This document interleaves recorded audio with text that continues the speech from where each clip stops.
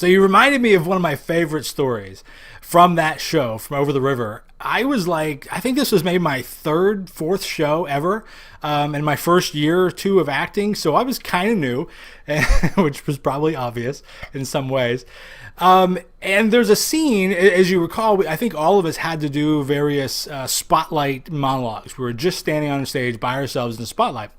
And one of mine was after my grandfather dies, I have to say to the audience, yada, yada, yada, my grandfather died in, the spring or whatever. And I wish I could have told him what I thought about him. All these sort of sentimental regret type of thing. Very nice, very sweet. This particular night, I got nothing. I got zero. I have a tendency to look and see the script in my head. Even though my mouth is talking, my body's doing what it's supposed to be doing, I can see the words on the page, and I can see that I'm running out of words, and there's a lot of page left, which means I get nothing. I have no idea, and I'm like, yep, in the four more words, 3 more words, 2 more words. Yeah, I'm done. I got nothing. So I don't say any of what I have to say. I think I was almost blank the moment I walked on stage. So I basically say something. I give a few dramatic pauses just to kind of set a tone because I don't know what I'm supposed to say. And I say something like, I wish I could have told my grandparents what I thought of them, but I can't. And then I just walk off stage, hoping to God that Michelle, who is in the booth, recognizes that I'm a complete idiot and cuts the light and goes on to the next scene. And that the other actors are prepared.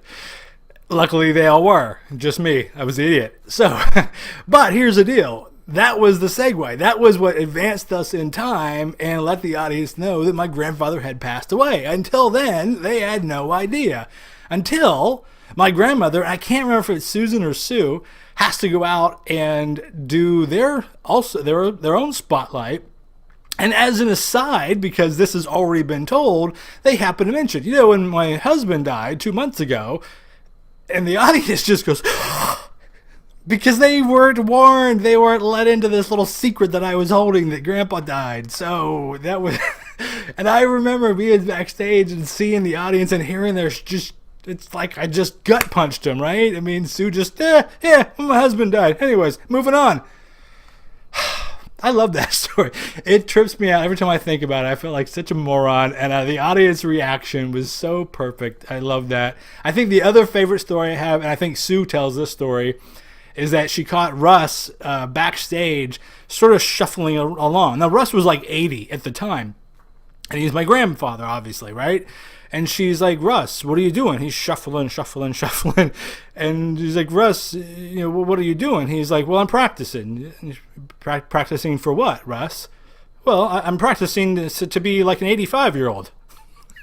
He literally is like 80 already. But, those extra 5 years, that's, it's all downhill after 80, apparently. So those are my 2 favorite stories. Hope that brought a smile to your face. Thanks a lot.